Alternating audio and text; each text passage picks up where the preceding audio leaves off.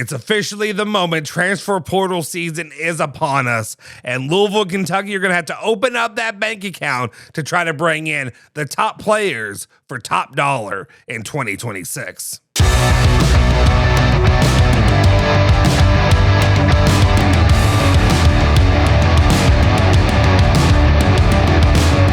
What's cooking? Welcome back into another edition of ESPN Louisville Plus. I'm Justin Silver, and of course I get you covered for all things cards, cats, bourbon, and that bluegrass. Today, of course, we're talking about the start, the journey of the transfer portal season, and Louisville and Kentucky, and what players that they could bring in, and how much money they're going to toss around. And well, here we sit here following the wrapping of the 2025-26 season, where Michigan walks away as the ultimate victors. And a lot of it started that day about a year ago when Dusty May hit the transfer portal and was able to land so many of those key pieces, Elliot Cadeau and Lindenberg and all those players out there that they have, and that what they were able to put together. Well, now Pat Kelsey, Mark Pope, it's your time to pony up and get this thing ready.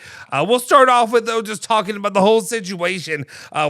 Obviously, it's clear Pat Kelsey making some moves in the offseason already by kicking, whatever people want to say, losing two assistant coaches, kicking them maybe a little bit out and saying, let's make room for a guy with some pedigree. And that's, of course, Andrzejek, who comes in being the head coach from Campbell, and previously with a stop at Florida, winning a national title there, putting together that defense.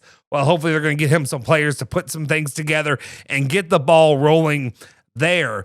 That being said, we move on and we look at the situation as it stands. I want to go ahead and pull up a little bit of a spreadsheet that one Andy Sweeney of ESPN 680 and 105.7. Listen to our programming Monday through Friday, 12 to 3. He'll be on there every day. We've got programming on there 7 a.m. to 7 p.m. every single day.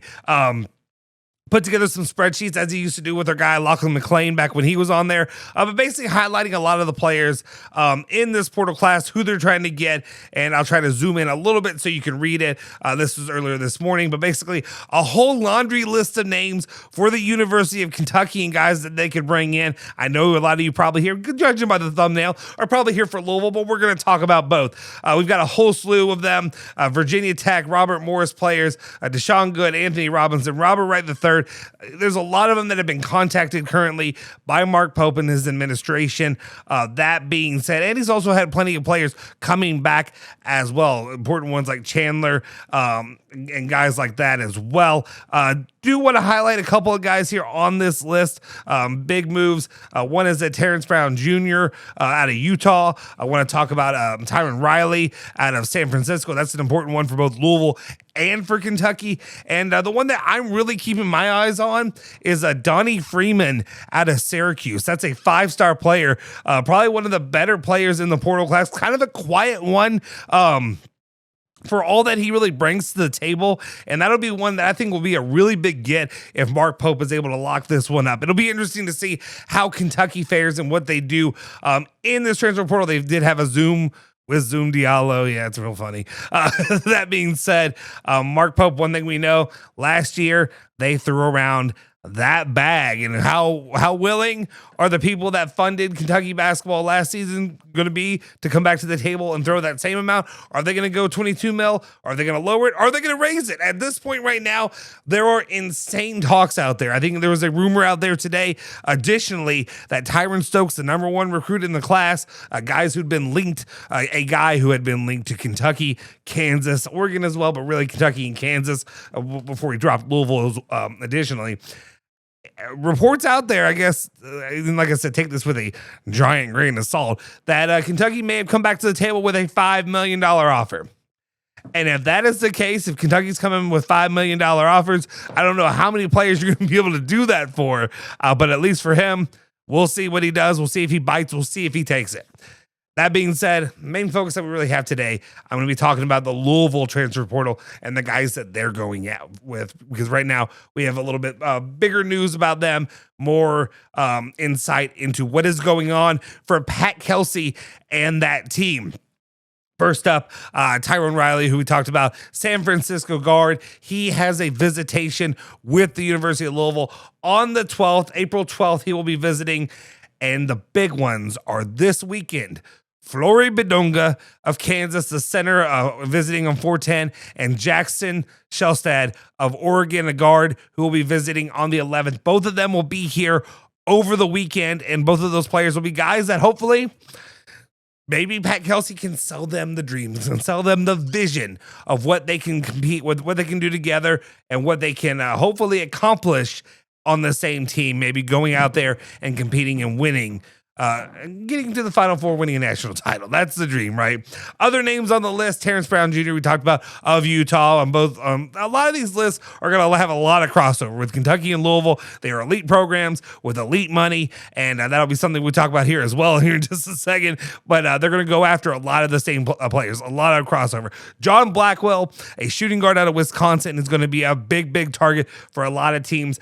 From what I've heard and what I've seen out there, it doesn't seem like Louisville's really strongly in play. They've been in contact with him, but doesn't seem like they're one of the top teams for his services. Quinn Ellis is a guy we talked about here on the channel recently. Sounded and looked like Louisville was about to lock him up, and then as quickly as things come, they change again, and I guess he came back and asked for more money.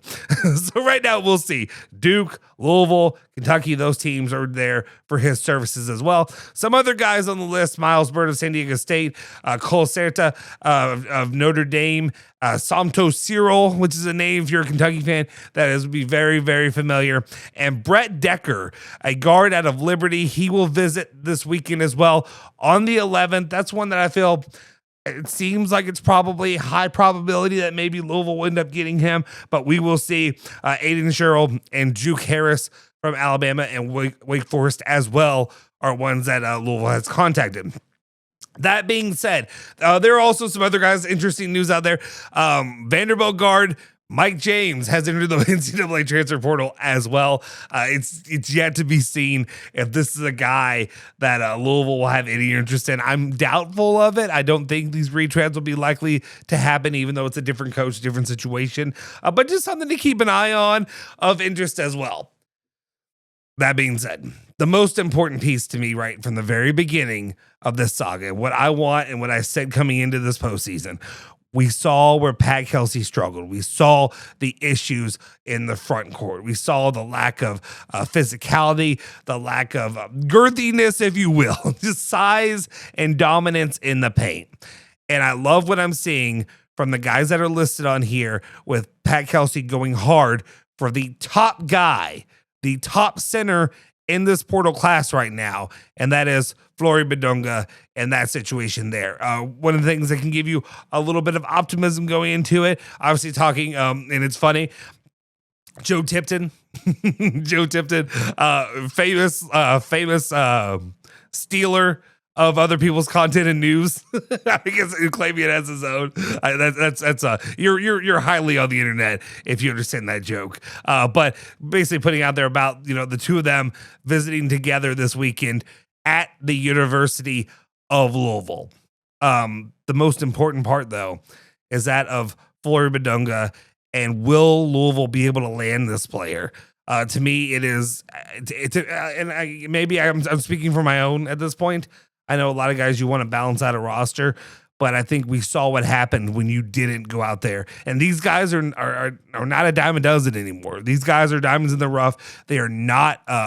It is not easy just to go out there and have talented, versatile big men, guys who will affect shot blocking and all that kind of stuff down low. And it really shows where it was missing last season. And well, Field of 68 has, while there's a long laundry list of teams that are going after him, it seems like he already has a Final Four of his own.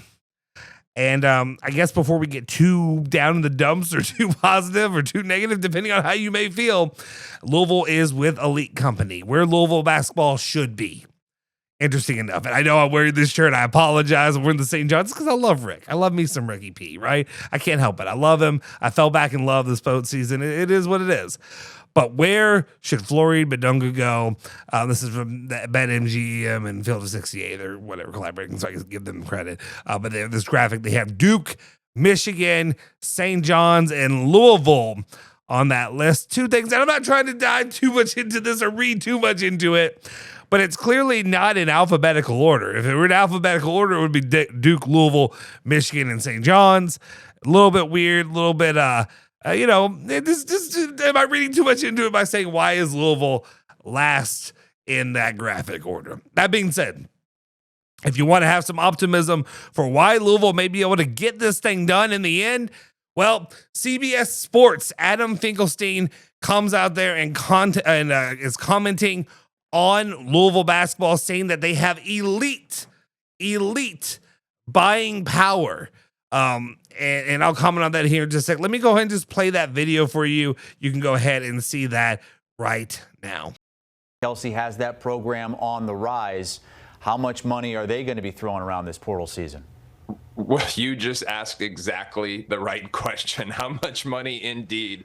That is what everybody wants to know. I got a text from an agent a little while ago, and it's going to be anonymous, but I'm going to say they're throwing bags at everyone, meaning that they have elite buying power. Some of the names that we're hearing associated with them right now: Flory Bidunga, Jackson Shelstad, Dedon Thomas, Miles Bird, Juke Harris, basically all of the best players in the portal. Now, how many of them Louisville can afford at the same time, that remains to be seen. But they were widely reported to have one of the biggest budgets in college basketball last offseason. Based on what they're doing so far this season, or who they're reaching out to, the expectation is they have those types of resources again. Exactly how they put it all together remains to be seen. I would caution you, they have had some staff turnover. They lost an assistant to Auburn and another one to Indiana. So this is a little bit of a different supporting cast around Pat Kelsey, but apparently he's still got lots of buying power. Okay, first of all, I want to touch on that a little bit. I think, guys a little bit on the outside, and maybe that also is why you would say take a grain of salt with what he's saying as well. Him talking about the staff turnover, is that a guy who has a ton of insight onto the reasonings of why that staff turnover happened? I know a lot of Louisville fans were saying somebody's got to go, and you got to go out there and get somebody to bring somebody in like they did with Underjack, who I talked about at the beginning of the video. That being said, the comments on Louisville having elite money. This is something where this is just my personal opinion. Let's just say that to begin with.